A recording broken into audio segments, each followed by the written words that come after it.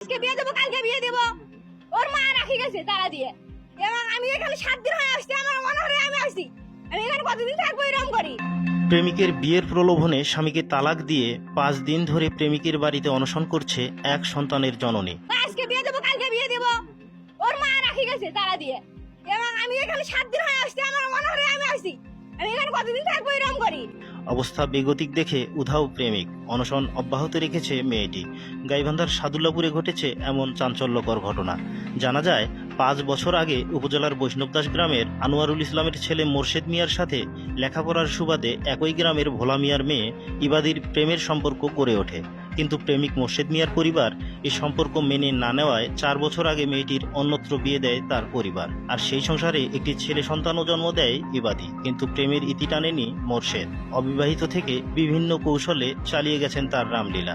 এক পর্যায়ে প্রেমিকের চালে স্বামীর সংসার ভেস্তে যায় ইবাদির। এরপর প্রেমিকের ডাকে 5 দিন আগে চলতি মাসের 13 তারিখ সকালে তার বাড়িতে যায় ইবাদি। আর এতে সৃষ্টি হয় নানা বিপর্যয়। প্রেমিকাকে বাড়িতে রেখে লাপাত্তা হয় প্রেমিক মোর্শেদ। এর সাথে আমার প্রায় 7 বছরের রিলেশন। এর জন্য আমি অনেক দিনের সাথে রিলেশন করছি, আমাকে অনেকদিন বিয়ের দিছে। তারপরে আমার বাড়ি থেকে বিয়ের প্রস্তাব দিয়েছিল, এরা কেউ মানে না। আমার বাবা মাকে মান অপমান করে পাঠিয়ে দিয়েছে এরা।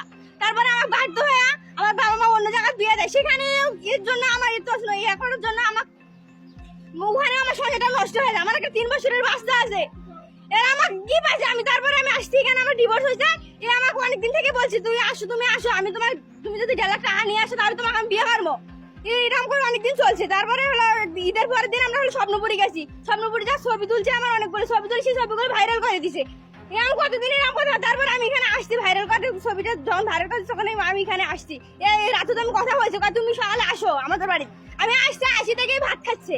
ভাত খাবার ধরে আমার মা বুঝিয়ে পরে আবার মাকে পাঠিয়ে দিছে, পার করে দিছে। আমি আর অতটা বুঝি নাই।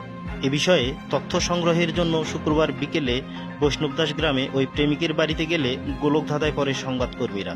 প্রেমিক মোর্শেদের বাড়ি বাহির থেকে তালাবদ্ধ। অনেক ডাকাডাকি করেও কারো কোনো সাড়া শব্দ না পাওয়ায় পাশের বাড়ির লোকজন সহ স্থানীয়দের কাছে জানতে চাইলে তারা জানায় বৃহস্পতিবার রাত পর্যন্ত মেয়েটি মোর্শেদের বাড়িতেই ছিল, কিন্তু সকাল থেকে ওই বাড়িতে কেউ নেই। কই গেছে আপনারা জানেন? কই যে গেছে আমরা তো জানি না। তখন থেকে আমরা চেক করতেছি, এখন মেয়ে তো আমার বাড়ি খুঁজতেছি, মেয়ে তো আর খুঁজ পাইছি। 5 দিন হলো মেয়েটা এনার বাড়িতে এসে আছে। তা কালকেও তো মেয়ে দেখছে, আজকে তো মেয়ে নাই। এদিকে মিডিয়া কর্মী আসার খবর পেয়ে ওই মেয়ের মা ঘটনাস্থলে এসে উপস্থিত হয়। তিনি জানান, শুক্রবার সকালেও মেয়ের সাথে কথা হয়েছে। ছেলের বাড়িতে তার মেয়ে সহ কেউ নেই শুনে মাথায় আকাশ ভেঙে পড়ে তার। মেয়েটির মা জানায় ওই ছেলের কারণে তার মেয়ের সংসার ভেঙেছে। এরপর তাকে বাড়িতে ডেকে এনে নানা টালবাহানায় ফেলে গা ঢাকা দিয়েছে। স্থানীয় জনপ্রতিনিধিরাও টাকা কামানোর জন্য বিষয়টিকে নিয়ে নানা ফন্দি আটছে। তার চেয়ারম্যান মেম্বার কোনো এলাকার মানুষ কোনো ব্যবস্থা করলো না। ছেলের বাড়তি আছে 8টা 37 মিনিটে, 8:30 আমার মেয়ের সাথে কথা হয়েছে। তখন আমার মেয়ে বললো আমি ফোন দেবো। এই পর্যন্ত আমার কথা, এই পর্যন্ত আমি তার মানে এখন কয়টা বাজে, হ্যাঁ, এই পর্যন্ত আমার মেয়ের সাথে কোনো যোগাযোগ নাই। আমার একটা দাবি, আমার ছেলের মুখ থেকে, ছেলের মায়ের মুখ থেকে জানতে চাই আমার মেয়ে কোনখানে গেছি, কার হাতে তুলে দিচ্ছি। এ সময় ধীরে ধীরে গ্রামবাসীর ভিড় জমতে থাকে। এরপর মেয়েটি ওই বাড়িতেই বন্দী আছে এমন সন্দেহে স্থানীয়দের সহযোগিতায় মেয়েটির মা বিকল্প রাস্তায় বাড়িতে ঢুকলে তার মেয়ে চিৎকার করে ওঠে। সে জানায় বাহির থেকে ডাকলে তাকে ভেতর থেকে শব্দ করতে দেয়নি, মুখ চেপে রাখা হয়েছিল। এমনকি আজ রাতে গোপনে কিছু পরিকল্পনাও আছে তাদের। মেয়েটি জানায় দীর্ঘদিনের সম্পর্ক তাদের। তার বিয়ের পরও তার পিছু ছাড়েনি মোর্শেদ। এক পর্যায়ে তার বিভিন্ন প্রলোভনে পড়ে সংসার ছিন্ন করে সে। অনেক কিছুই ক্ষতি করছে। আমার সব থেকে আমার সঙ্গীটাই নষ্ট করে দিছে। এরা তো আমার সব থেকে বড় ক্ষতি।